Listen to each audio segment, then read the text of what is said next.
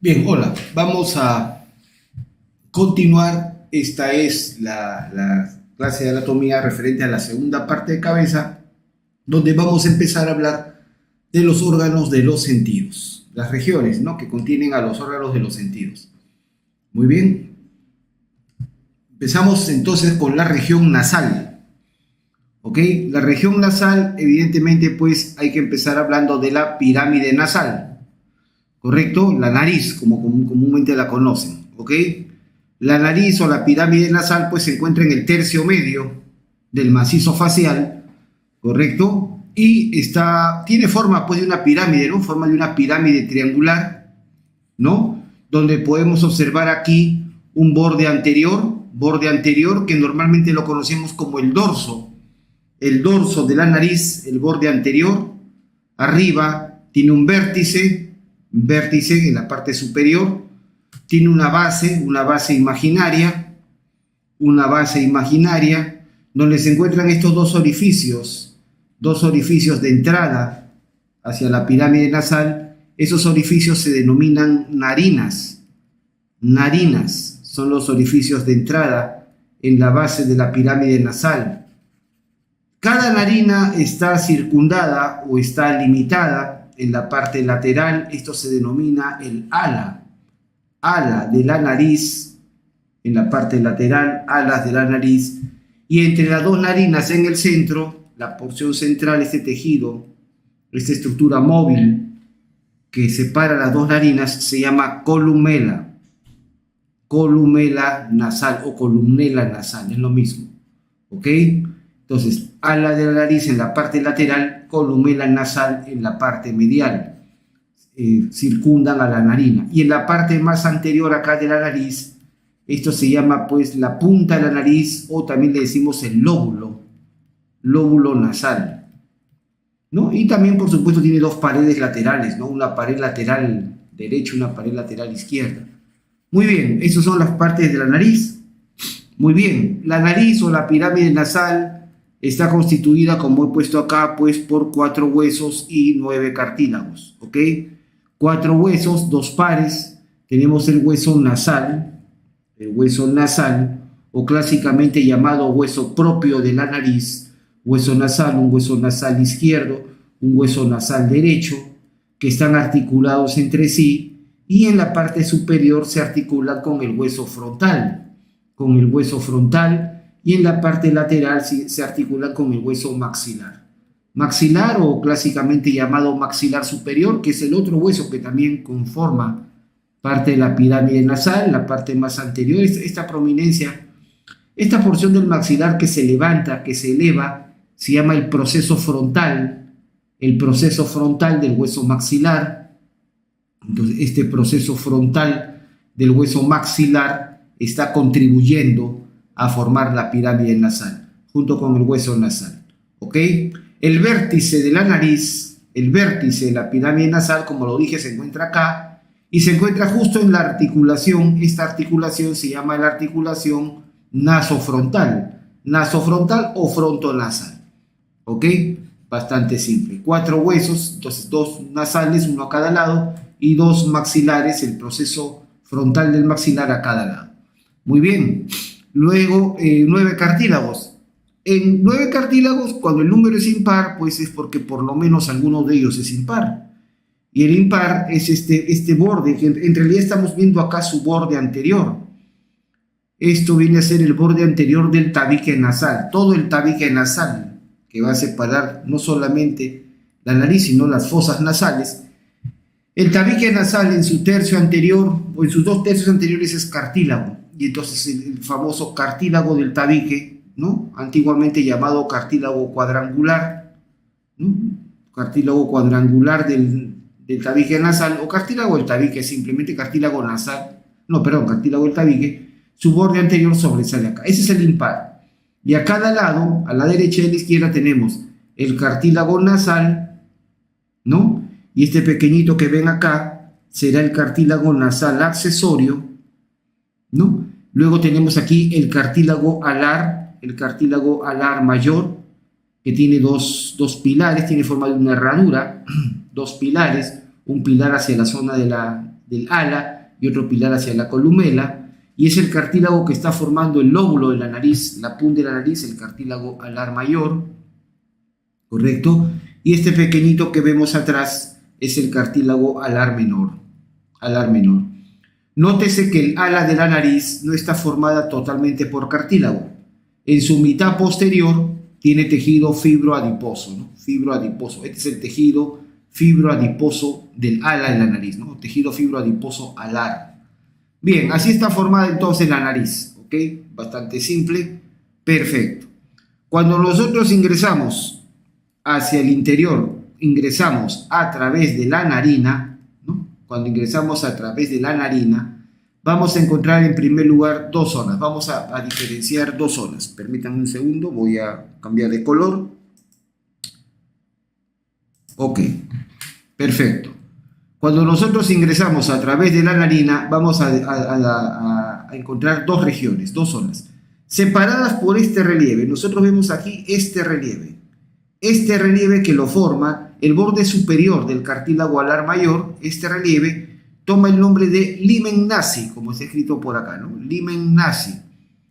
Limen, este bordecito acá se llama limen nasi. ¿Qué significa? Significa límite nasal, ¿no? Límite nasal, ¿correcto? Limen nasi, ¿no? Es un pequeño relieve que va a separar por debajo del limen nasi. Esta zona se llama el vestíbulo nasal. Vestíbulo nasal. Desde la narina hasta el limen nasi se llama vestíbulo nasal, algo así como la entrada de la nariz, ¿no? El vestíbulo nasal. Mientras que todo lo demás, desde el limen nasi hasta el orificio posterior, la abertura posterior de la fosa nasal, ese orificio posterior toma el nombre de coana. Coana. Obviamente tenemos una coana derecha y una coana izquierda. Las dos coanas. Bueno, en este caso estamos hablando de una fosa nasal, hablamos de una coana. La coana es la abertura, es el orificio posterior de la fosa nasal, y detrás de esta es la que comunica precisamente con la faringe. Entonces, esto ya por posterior a la coana, esto corresponde a la faringe. Entonces, desde el vestíbulo nasal hasta la coana, todo esto se denomina fosa nasal. Fosa nasal, esos son una fosa nasal derecha y una fosa nasal izquierda. Entonces, vestíbulo nasal es la región pequeña, una región de entrada hacia la nariz y que está comprendida entre la narina y el limen nasi, ¿ok? El limen nasi. Mientras que la fosa nasal es todo lo demás, es la gran región comprendida entre el vestíbulo nasal, entre el limen nasi y la coana, ¿ok? Perfecto. Muy bien. El vestíbulo nasal, como lo he dicho ahí, está revestida por piel y mucosa. Claro, uno observa dentro del vestíbulo nasal, va a observar que la parte inferior, la mitad inferior, aún presenta piel. Pero la piel que está por fuera ingresa a través de los bordes de la narina, ingresa y está presente en la mitad inferior del vestíbulo nasal. Aún tiene piel y además encontramos vibrisas, que son folículos pilosos, pelitos en la entrada, que son como un mecanismo de defensa para, digamos, retener partículas que ingresen con el aire, con el polvo, por ejemplo, ¿no? Muy bien. Y la mitad superior de el vestíbulo nasal ya deja de ser piel, se convierte en mucosa. O sea que en el vestíbulo encontramos tanto piel en la mitad inferior y mucosa en la mitad superior. Muy bien. Después del limen nasi ya estamos propiamente en la fosa nasal. Desde el limen nasi hasta la coana, todo esto es, ¿cómo se llama? La fosa nasal. La fosa nasal, como podemos ver nosotros claramente, tiene dos regiones. Todo esto, o sea, desde el limen nasi hasta la coana, todo esto es fosa nasal. La fosa nasal tiene dos regiones. Tiene una pequeña, una zona anterior de pared lisa. Y además revestida con epitelio estratificado plano, que es el epitelio típico de las mucosas, epitelio estratificado plano, epitelio escamoso, estratificado escamoso, plano, pero tiene luego una zona donde presenta unas elevaciones, unas estructuras. Es lo que se llama, estos se llaman los cornetes. Los cornetes, ¿correcto? Los cornetes. Y los espacios debajo de cada cornete se denomina meato. Meato, cornete y debajo meato. Cornete y debajo meato. Estos elementos forman relieve, hacen relieve y forman lo que se llama la región turbinal. Turbinal, de turbinas. Entonces, los cornetes y los meatos son la parte posterior de la fosa nasal. Y además, aquí está revestido por otro tipo de mucosa. Otro tipo de mucosa. En la parte alta vamos a tener la llamada mucosa, la mucosa olfatoria. La mucosa olfatoria, que in vivo, cuando uno hace la endoscopía nasal, in vivo, bueno, el otorrinolaringólogo hace una endoscopía nasal, in vivo, se observa, tiene aspecto amarillento. En la parte superior de esta región turbinal vamos a tener una mucosa de aspecto amarillento, esa es la mucosa olfatoria, y todo lo demás es una mucosa de aspecto rojizo, esa es la mucosa ventilatoria.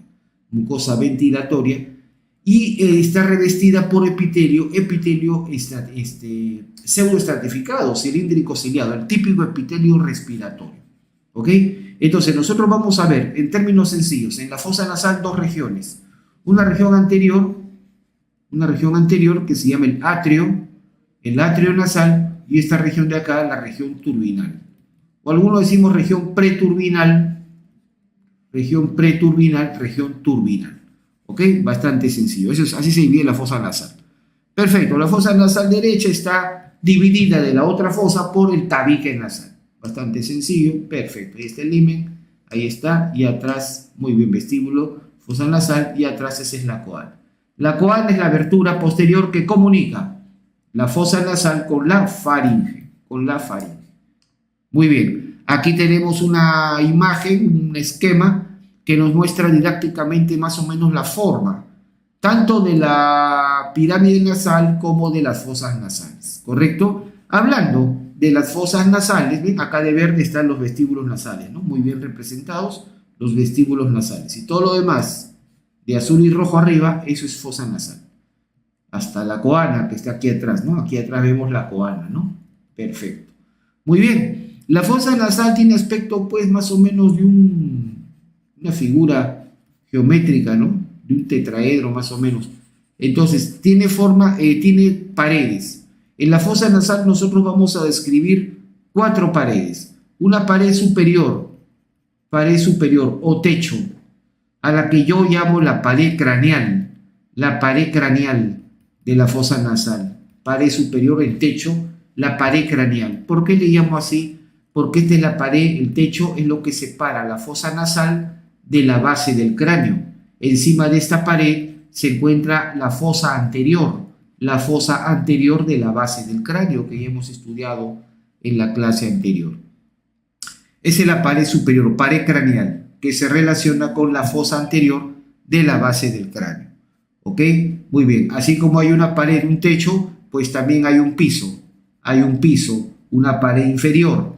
Esta pared inferior separa la fosa nasal de la boca, de la región de la boca, de la cavidad oral o cavidad bucal propiamente. Esta pared inferior viene a ser el techo de la boca y eso se conoce como el paladar o región palatina. Entonces, esto es la pared, la región palatina, el paladar es el techo de la boca, pero a su vez es el piso de la fosa nasal. Muy bien, tiene también una pared lateral, que es la que hemos visto hace un momento, donde se encuentran los cornetes y los meatos. Esa es la región turbinal. La pared lateral es la región turbinal, donde están los cornetes y los meatos. Y por último, la pared medial corresponde al tabique que separa la fosa nasal derecha de la izquierda. Entonces, el tabique o el septum, también se le dice al tabique, le decimos el septum nasal, es lo mismo. Por eso a la pared medial se le llama la pared septal. Bastante simple, muy bien. Perfecto. El techo de la fosa nasal está conformado por cuatro huesos. Cuatro huesos. El techo de la fosa nasal está formado por cuatro huesos. Viniendo de adelante para atrás, tenemos aquí el hueso nasal. El hueso nasal. Tenemos aquí, vemos el apófisis o el proceso nasal del hueso frontal. El frontal, tenemos aquí la lámina cribosa, ¿se acuerdan? La lámina cribosa del etmoides, y aquí vemos en la parte posterior el cuerpo del esfenoides, ¿ok? Entonces, fácil, nasal, frontal, etmoides y esfenoides, son los huesos que forman el techo, la pared superior de la fosa nasal, ¿ok? Un detalle muy importante en cuanto al hueso etmoides es que este hueso etmoides acá, el techo, esta porción del etmoides que está formando el techo de la fosa nasal, es la famosa lámina cribosa del etmoides. Cribosa, dijimos en la clase anterior, porque tiene numerosas cribas, es decir, poros, orificios, aberturas, por donde van a atravesar los filetes nerviosos, las fibras nerviosas que constituyen el primer par craneal. El primer par craneal es un nervio que tiene aspecto de un cepillo. Sus fibras, como sus cerdas, van atravesando las fibras de la lámina cribosa del etmoides. ¿Correcto? Muy bien, esa es la famosa lámina cribosa del etmoides. Otro detalle importante, no está de más mencionar, en cuanto al cuerpo del esfenoides. El cuerpo del esfenoides, como vemos, no es macizo, es hueco, tiene una enorme cavidad en su interior. Esa cavidad se denomina el seno esfenoidal.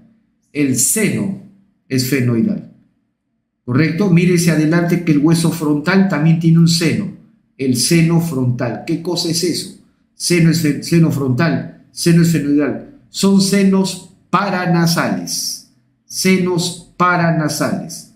Para significa fuera de. Seno son cavidades que están fuera de la fosa nasal, pero vierten su contenido hacia la fosa nasal.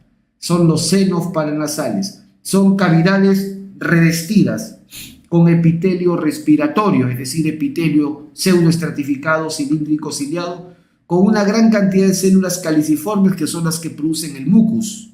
El mucus es producido principalmente en la mucosa de los senos paranasales, por ejemplo acá el seno frontal, el seno esfenoidal, hay otros senos también, vamos a ver, y estos senos vierten el moco hacia la fosa nasal, ¿correcto? Muy bien, entonces bastante simple. Esos son los senos paranasales. Este es el seno frontal, seno paranasal frontal, y este es el seno paranasal esfenoidal. Y un detalle muy interesante es que nosotros vimos en fosa media de base de cráneo esta cavidad que estaba en el esfenoides. Esta es la silla turca o la fosa hipofisiaria, como quieran llamarle. La fosa hipofisiaria, la silla turca, donde se aloja la glándula hipófisis. Fíjense la relación importante que tiene la silla turca con el seno esfenoidal, ¿no?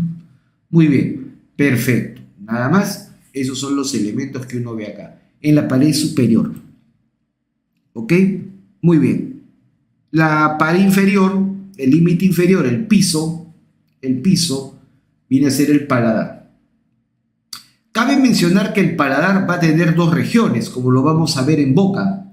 El paladar va a tener dos regiones. Los 2/3 anteriores del paladar,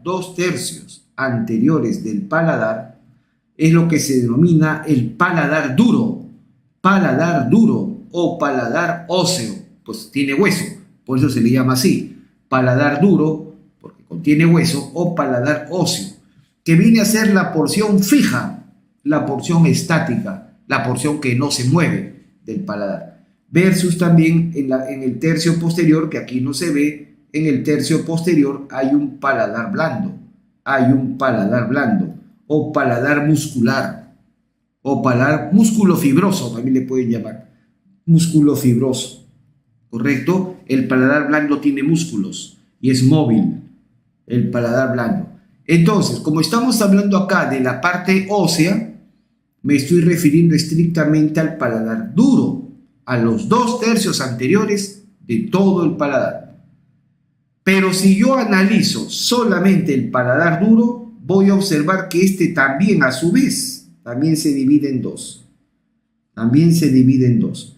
2/3 anteriores y 1/3 posterior. O sea, estos 2/3 anteriores, que era el paladar duro, a su vez también se divide en 2/3 anteriores y 1/3 posterior. 2/3 anteriores lo forma esta porción de acá, que es la apófisis palatina del hueso maxilar. Este es el maxilar. Y el tercio posterior del paladar duro lo forma esta porción de acá, que pertenece al hueso palatino. Al hueso palatino se llama la lámina horizontal del palatino. Entonces, como he puesto acá, el paladar duro, que forma los 2/3 anteriores de todo el paladar, a su vez también se subdivide. 2/3 anteriores, el hueso maxilar, específicamente se llama apófisis palatina del maxilar, y 1/3 posterior, lámina horizontal del palatino. Entonces, nótese que el principal hueso del paladar no es el palatino, es el maxilar superior, que ocupa mayor proporción. ¿Ok? Nada más. Perfecto. El límite lateral, la región turbinal. En la región turbinal vamos a ver los siguientes huesos, ¿correcto? Vamos a ver los siguientes huesos. De adelante para atrás vamos a tener acá el hueso maxilar. El hueso maxilar. Este era, ¿se acuerdan? La apófisis frontal del hueso maxilar. Luego, detrás de él vamos a tener este huesito, el hueso lacrimal. Hueso lacrimal o unguis. Unguis, acá está escrito, ¿no? Unguis. Unguis es el hueso lacrimal. Luego tenemos este huesito de acá, que es independiente. El primer cornete. El primer cornete. ¿Ok? El primer cornete o cornete inferior. O cornete inferior. Este es el único cornete que es hueso independiente, por eso se le menciona aparte. ¿Correcto? Luego tenemos arriba de él, tenemos el etmoides. El etmoides. Luego tenemos acá de azul el palatino. El palatino. Y más atrás a esta porción de acá que pertenece, como ven por el color, al hueso esfenoides. ¿Ok? Entonces, 6 huesos. 6 huesos están formando la pared lateral, la pared turbinal de la fosa nasal. Maxilar, lacrimal o unguis, primer cornete o cornete inferior, etmoides, palatino y esfenoides. Pero seamos más precisos. El primer cornete, les dije, es un hueso independiente, por eso a él se le menciona aparte, primer cornete o cornete inferior. Y nótese que es el cornete más grande que tenemos. El cornete más grande es el primer cornete, el cornete inferior. Luego, vemos nosotros que hay un segundo cornete, llamado cornete medio, y un tercer cornete, cornete superior, pero estos pertenecen al etmoides. Los cornetes medio y superior pertenecen al hueso etmoides, ¿ok? En el etmoides también vamos a ver otros detalles, como este cachito que ven acá. Eso es el apófisis o el proceso unciforme. Unci viene de gancho, proceso unciforme, y oculto, más oculto, está la famosa bula, la bula etmoidal. Son elementos que pertenecen al hueso etmoides. Por otro lado, el palatino, dijimos nosotros que el palatino, vean ustedes, el palatino, su lámina horizontal es la que forma el tercio posterior del paladar duro, pero su lámina vertical está formando la pared lateral de la fosa nasal. ¿Ok? Su lámina perpendicular o lámina vertical. Y esta porción del hueso esfenoides, toma el nombre de, acá está escrito, la apófisis pterigoides. Esta porción de acá, esta formación que vemos acá, se llama el proceso o apófisis pterigoides. Apófisis pterigoides. ¿Ok? Que pertenece al esfenoides. ¿Ok? Bien, esos huesos están formando la pared lateral. Y por último, la pared medial, es decir, el tabique nasal, lo que está separando la fosa nasal derecha y la fosa nasal izquierda, está formada principalmente por 3 componentes. En el tercio anterior vemos que no es hueso, el tercio anterior posee cartílago y se llama simplemente cartílago septal o cartílago del tabique nasal. Cartílago septal o cartílago del tabique. Mientras que en sus 2/3 posteriores sí posee hueso. En la parte superior, esta porción de acá también pertenece al hueso etmoides y se llama la lámina perpendicular del etmoides. Lámina perpendicular del etmoides. Y por último, en el tercio posterior, en la parte más posterior del tabique nasal, aparece este hueso, el vómer. El vómer. El vómer. En el tercio posterior del tabique nasal. ¿Ok? Como saben ustedes, la coana está en la parte posterior, la coana, este orificio. Por lo tanto, el vómer es el hueso que está separando las dos coanas, la coana derecha y la coana izquierda. ¿Ok? Simple. Perfecto. Muy bien. Tenemos nosotros la región turbinal, es decir, la pared lateral de la fosa nasal, pero aquí aparece obviamente revestida, cubierta por mucosa. ¿Ok? Muy bien. Nosotros vamos a ver que hay 3 cornetes, que ya sabemos. El cornete inferior, recordamos que es hueso independiente, el primer cornete o cornete inferior, ¿no? El cornete medio y el cornete superior. ¿Ok? Cada cornete tiene aspecto, digamos, más ancho en la parte anterior y más angosto en la parte posterior. Cada cornete tiene 3 partes, una cabeza en la parte más anterior, cabeza, cuerpo y finalmente la cola. Cabeza, cuerpo y cola son las 3 partes que nosotros describimos en cada cornete. ¿Ok? Cabeza, cuerpo y cola, los 3 cornetes. ¿Ok? Obviamente el más grande es el cornete inferior. Muy bien, perfecto. Y así mismo, entonces tenemos 3 cornetes, cornete inferior, cornete medio, cornete superior. Entonces vamos a tener asimismo regiones que están debajo. Esta región que está abajo se llaman meatos. Meatos. El meato inferior, el primer meato, se encuentra debajo del cornete inferior, es decir, entre el paladar y el cornete inferior. El meato medio, el segundo meato, está debajo del cornete medio, entre el cornete inferior y el cornete medio. El meato superior está debajo del cornete superior, entre el cornete medio y el cornete superior, ¿ok? Y por último me queda un espacio aquí arriba, me queda un cuarto espacio aquí arriba, un espacio que está encima del cornete superior. Algunos le dicen el cuarto meato, o también le dicen, como lo he puesto acá, el receso suprameatal, el receso suprameatal o receso esfenoetmoidal. Esfenoetmoidal, pues lo forman el etmoides y el esfenoide. ¿Correcto? Receso suprameatal o esfenoetmoidal. Entonces, bastante simple, no hay que olvidar. Debajo de cada cornete, primer cornete, segundo cornete, tercer cornete, y debajo vamos a tener el respectivo meato. El meato, los meatos están debajo de su respectivo cornete, con excepción del receso suprameatal, que como su nombre lo dice, está arriba, está encima del tercer cornete. ¿Ok? Muy bien, perfecto, ahí está. Muy bien, en los meatos nosotros vamos a observar una serie de elementos anatómicos que representan especialmente la desembocadura de senos paranasales o incluso algunas otras estructuras. ¿Ok? Muy bien. En el meato inferior, ¿qué elementos encontramos en el meato inferior? En el meato inferior nosotros vamos a ver la desembocadura de un conducto que viene de la cavidad ocular, viene de la cavidad orbitaria. Se llama el conducto lacrimonasal. El conducto lacrimonasal. ¿Y qué está conduciendo ese conducto? Las lágrimas. Normalmente las lágrimas que se producen para lubricar y uniformizar la superficie anterior del ojo, las lágrimas son absorbidas o son drenadas por el conducto lacrimonasal. Y ese conducto lacrimonasal desemboca en la fosa nasal. ¿En qué parte? En el meato inferior. En el meato inferior. El meato inferior es lo que yo le digo coloquialmente el meato limpio, porque en este meato no desemboca ningún seno paranasal. Lo único que desemboca aquí son lágrimas. ¿Correcto? Muy bien. Perfecto. ¿Y por qué digo meato limpio? Porque los senos paranasales lo que vierten es moco. y el moco está contaminado.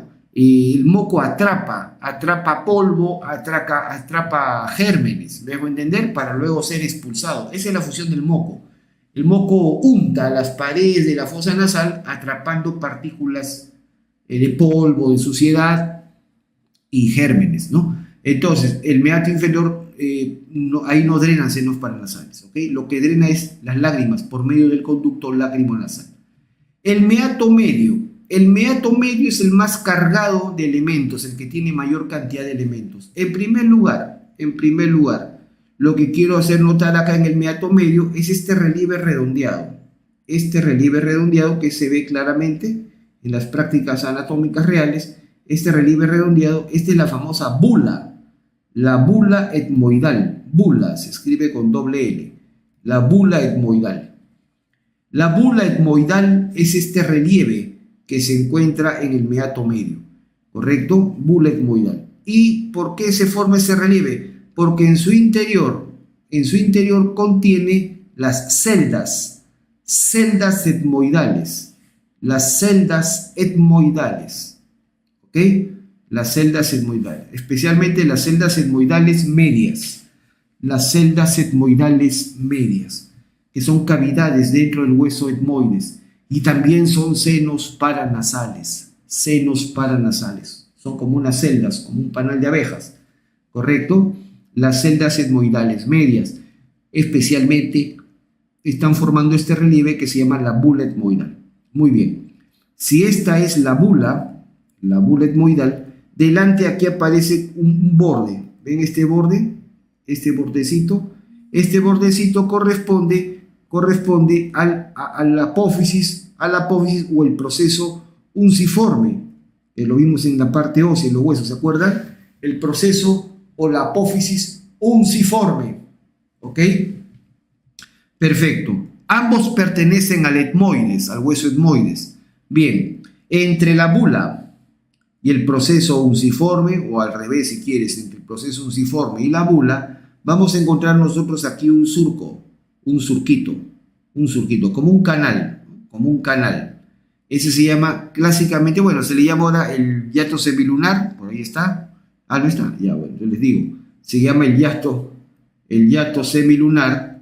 Ese canal se llama el hiato semilunar, o también que tiene un nombre clásico, el canal uncibular, ¿ok? El canal uncibular o hiato semilunar, su nombre actual es hiato semilunar, un surco encorvado, hiato semilunar o canal uncibular, porque está entre la unciforme y la bula, ¿correcto?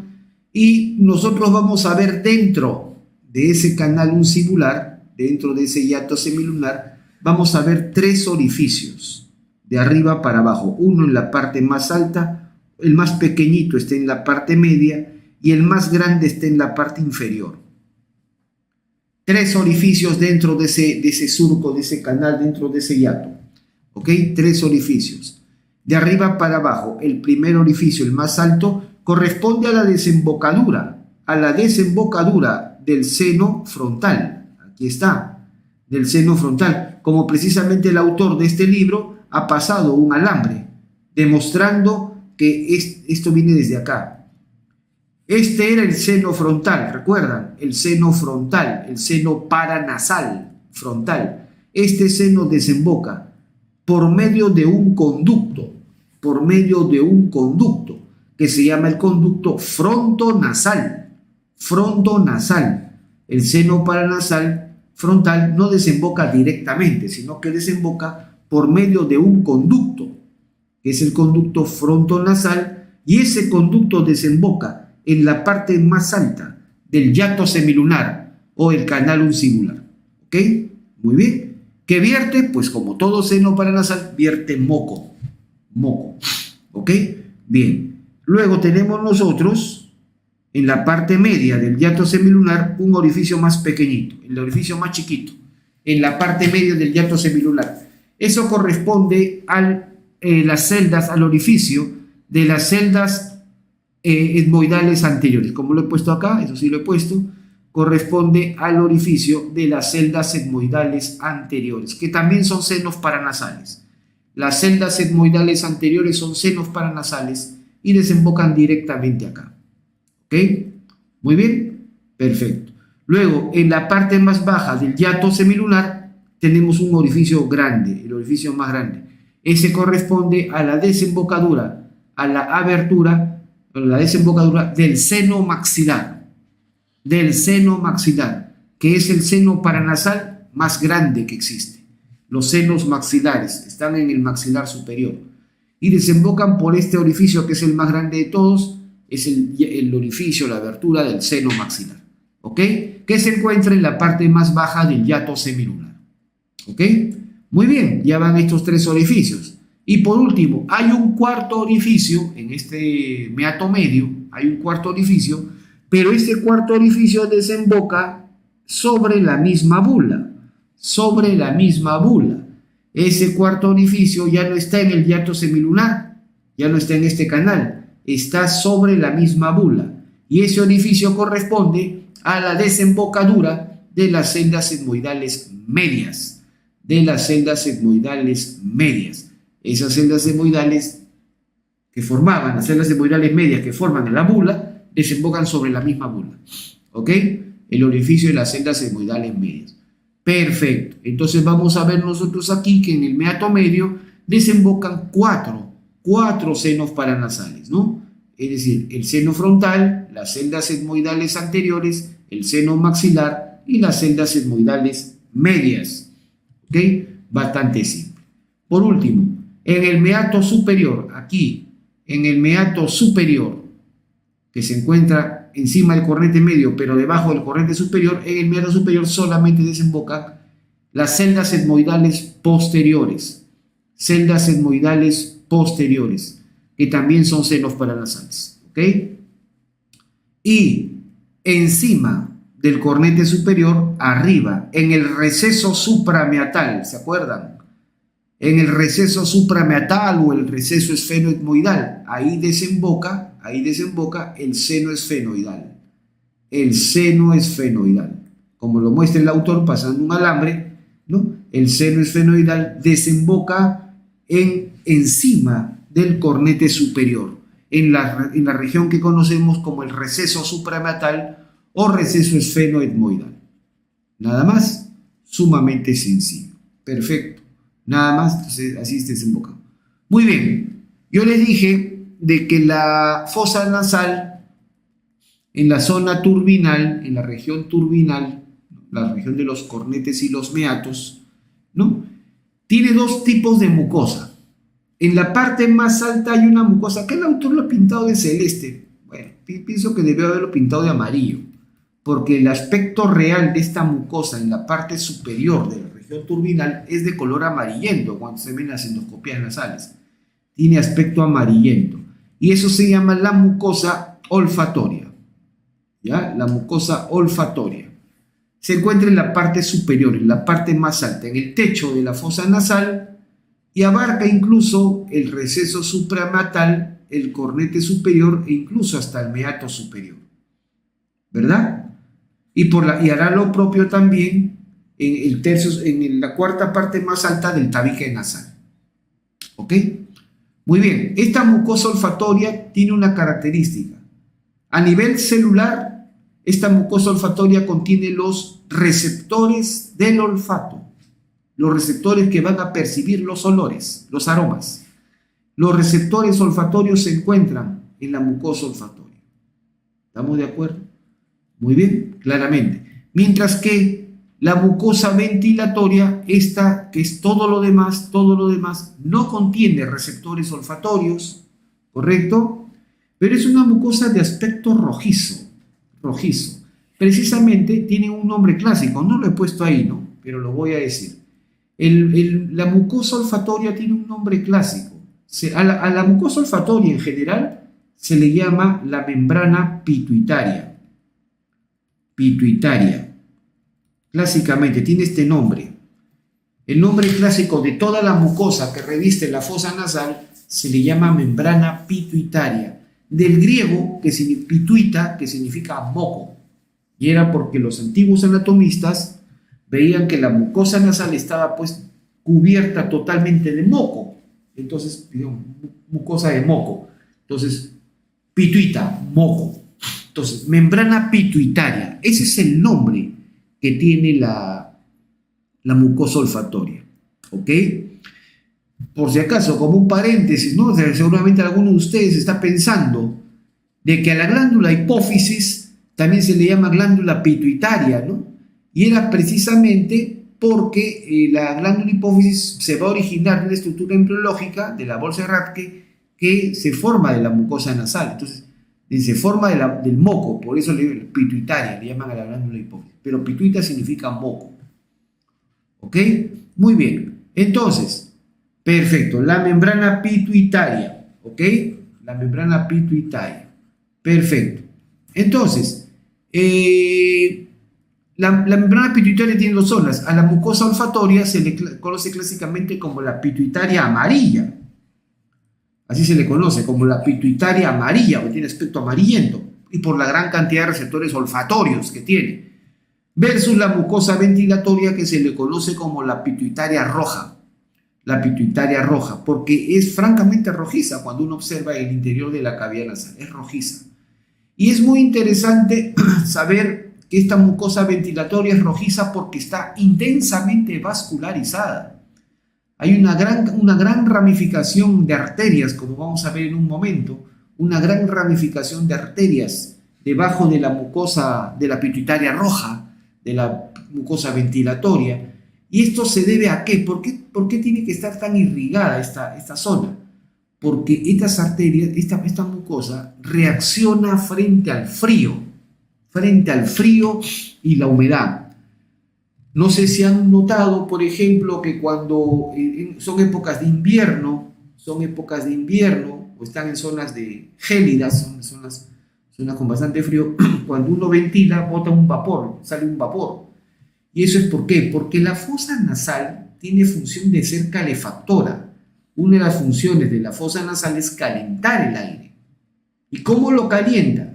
Pues prácticamente intensificando la irrigación de la mucosa ventilatoria, produciendo una gran vasodilatación que genera, pues, literalmente como la sangre retiene calor, entonces genera un calefactor ahí. Esa es una de las razones por las cuales una persona debe ventilar a través de la nariz, porque el aire la fosa nasal tiene función calefactora. El aire no puede ingresar frío a la vía aérea. ¿Ok? Perfecto. Ya está. Eso es lo importante. Muy bien.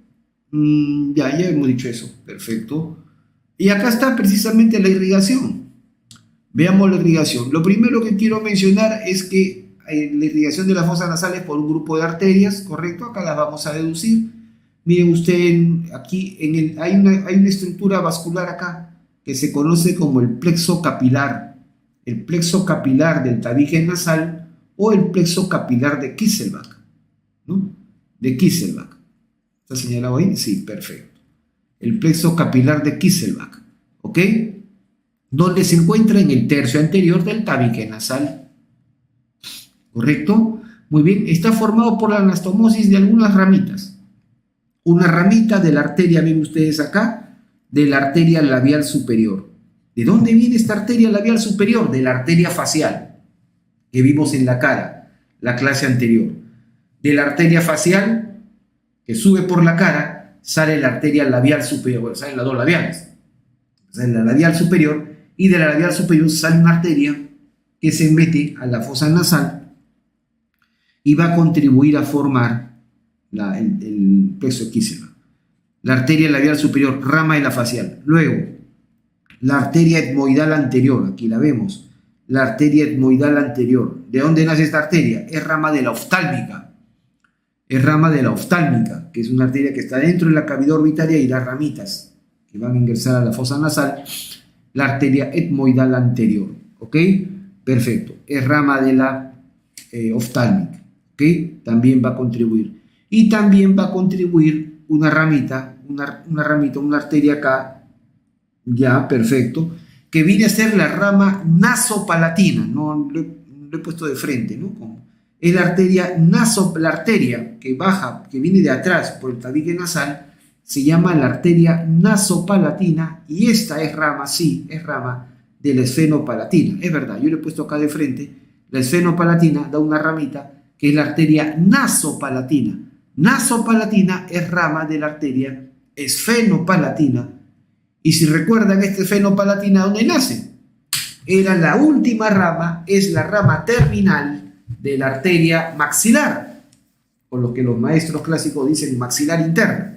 La última rama, la rama terminal de la maxilar o maxilar interna es la arteria esfenopalatina. ¿Ok? Es muy interesante porque esta arteria, les dije, labial superior viene de la facial y la nasopalatina viene de la esfenopalatina que viene de maxilar. La facial y la maxilar son ramas de la carótida externa, son ramas de la arteria carótida externa, pero esta arteria de acá, etmoidal anterior, viene de la oftálmica y la oftálmica es de carótida interna, carótida interna. Por lo tanto, este plexo de Kisselbach es un plexo bastante interesante porque está trayendo sangre indirectamente, ¿no?, de las arterias carótida externa y carótida interna. ¿Ok?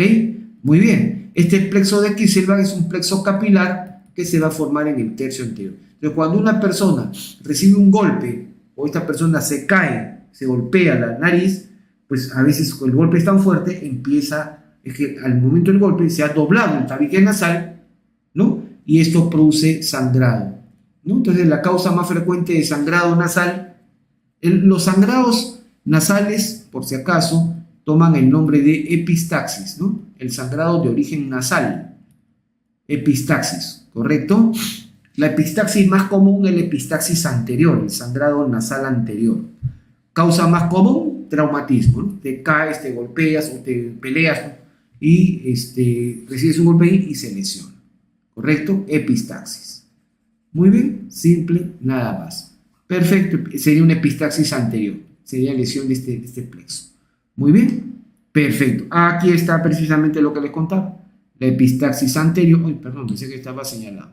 La epistaxis anterior es por sangrado del plexo capilar de Kisselbach. Ya sabes dónde se encuentra, ya sabes qué arterias lo forman. Muy bien, pero también puede haber una epistaxis posterior cuando hay un cuando hay un trauma más severo, o incluso hay pacientes que tienen fragilidad o incluso están anticoagulados, etcétera, etcétera. ¿Correcto? La epistaxis posterior es cuando se produce sangrado directo de alguna de las ramas o de la misma arteria esfenopalatina. Vean ustedes, ya hemos dicho las arterias que se convergen acá, pero miren, aquí la principal arteria, y esto quiero dejarlo zanjado claramente, la principal arteria de la fosa nasal es esta que está entrando por acá, es la esfenopalatina. La principal arteria de la fosa nasal es la esfenopalatina. Esta es la rama terminal de la arteria maxilar, antiguamente llamada maxilar interna, es esta, y la maxilar es rama de la carótida externa. La esfenopalatina es la rama principal de la fosa nasal. Ingresa a la fosa nasal por detrás, vean ustedes, por detrás de la cola del cornete medio. Este es el cornete medio. Por detrás de la cola del cornete medio está ingresando la arteria esfenopalatina. Cuando esta arteria ingresa a la fosa nasal, rápidamente empieza a ramificarse. Da una rama que va para el tabique nasal, ¿ven? Esta ramita, este es el tabique que no han levantado, ¿no? Este es el tabique, por si acaso, que no han levantado así. Ese es el tabique nasal. Esta arteria que está yendo hacia el tabique nasal es la arteria nasopalatina. Nasopalatina. Y estas arterias que están viendo acá, ¿ven?, son las arterias nasales posteriores, nasal posterior superior, nasal posterior media, nasal posterior inferior. ¿Ok? Perfecto, son ramas. Entonces es sin duda alguna la arteria más frondosa, la principal arteria de la fosa nasal. Entonces un traumatismo y un sangrado de esta arteria produce, de hecho, lo que se llama la epistaxis posterior.